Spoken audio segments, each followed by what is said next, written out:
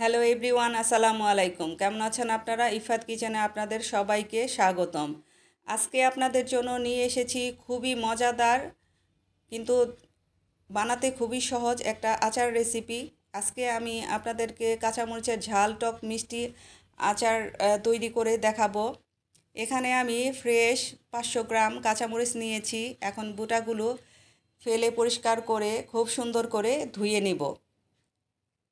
ধুয়ে পানি ঝরিয়ে ফ্যানের নিচে রেখে দেব, বাড়তি পানিটা যাতে শুকিয়ে যায়।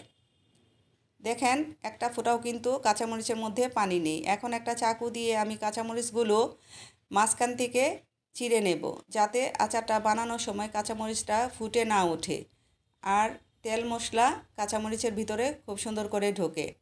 চুলায় একটা প্যান বসিয়ে এখানে 2 কাপ সরিষার তেল দিব। তেলটা গরম হয়ে আসলে 2 চা চামচ পাঁচফোড়ন দিয়ে দেব। এই অবস্থায় চুলার হিটটা আমি মিডিয়াম লো রেখেছি, যাতে পাঁচফোড়নটা পুড়ে না যায়। এখন আমি 1 কাপ রসুনের কোয়া দিয়ে দিব, দিয়ে 3-4 মিনিট ভেজে নেব। ভাজা হয়ে গেলে এখন আমি কাঁচামরিচগুলো দিয়ে দিব। আমার রেসিপিটি যদি আপনাদের ভালো লাগে, প্লিজ আমার চ্যানেলটাকে সাবস্ক্রাইব করবেন, লাইক কমেন্ট শেয়ার করে আমার পাশে থাকবেন। আপনাদের একটা লাইক কমেন্ট শেয়ার আমার কাজের অনেক গুণ উৎসাহ বাড়ায়। নেড়ে চেড়ে নিয়ে এখন আমি 2 চা চামচ লবণ, 2 চা চামচ হলুদের গুঁড়া দিয়ে দেব।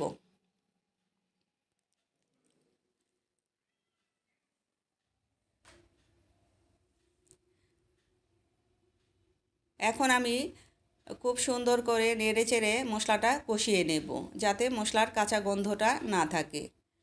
আমি সবসময় আচার বানানোর আগেই কাচের বয়ম ধুয়ে খুব সুন্দর করে শুকিয়ে নেই, যাতে আচারটা পুরোপুরি তৈরি হয়ে গেলে আমি আচারটা সংরক্ষণ করতে পারি। এখন ঢাকনা দিয়ে ঢেকে মিডিয়াম হিটে 2 মিনিট আমি রান্না করে নেব। 2 মিনিট হয়ে গেছে, এখন ঢাকনাটা আমি তুলে নিয়েছি। নিয়ে আবারও উল্টে পাল্টে খুব সুন্দর করে নেড়ে চেড়ে নেব। এখন আমি চিনি অ্যাড করব। এখানে আমি 1 কাপ চিনি দিয়ে দেব। মিষ্টিটা আপনাদের পছন্দ মতো আপনারা অ্যাড করবেন, কম বেশি করে নিতে পারেন, কোনো সমস্যা নেই। আর আধা কাপ ভিনেগার আমি দিয়েছি, দিয়ে নেড়েচেড়ে নেব। আমি 1 কাপ চিনি এখানে ঠিক মনে করেছি, তাই আমি 1 কাপ চিনি দিয়েছি। নেড়েচেড়ে নিয়ে এখন আমি 1 কাপ সরিষা বাটা এখানে অ্যাড করব।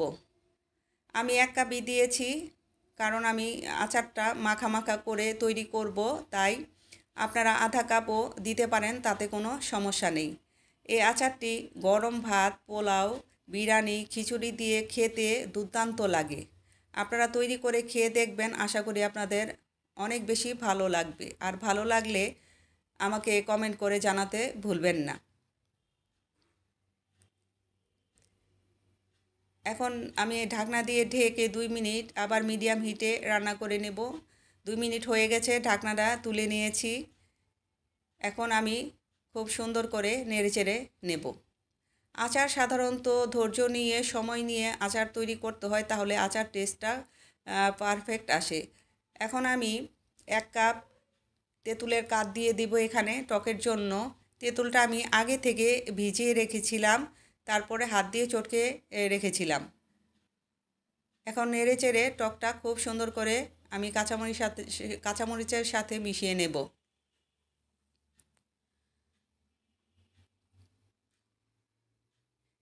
এখন আমি আধা কাপ আবার ভিনেগার অ্যাড করব।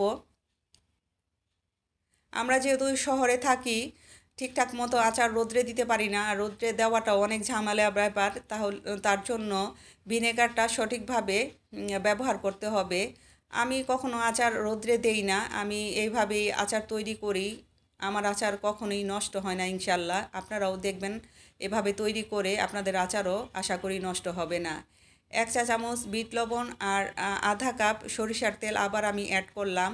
আমি কখনো একসাথে তেল অ্যাড করি না, অল্প অল্প করে আচারের মধ্যে তেলটা ব্যবহার করি, তাতে আচারের মধ্যে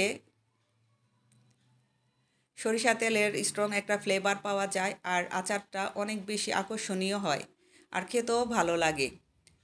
আচারটা দেখেন আমার কমপ্লিট হয়ে গেছে। যখন দেখবেন আচারের মধ্যে তেলটা উপরে ভেসে উঠেছে তখনই বুঝবেন যে আপনার আচারটা সঠিকভাবে তৈরি হয়েছে।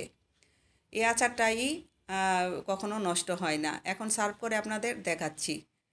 আচারটা পুরোপুরি ঠান্ডা করে কাচের বয়ামে সংরক্ষণ করবেন আর খাওয়ার আগে শুকনো চামচ দিয়ে আচারটা ব্যবহার করবেন। তাহলে আপনার আচার বছর জুড়ে ভালো থাকবে, নষ্ট হবে না।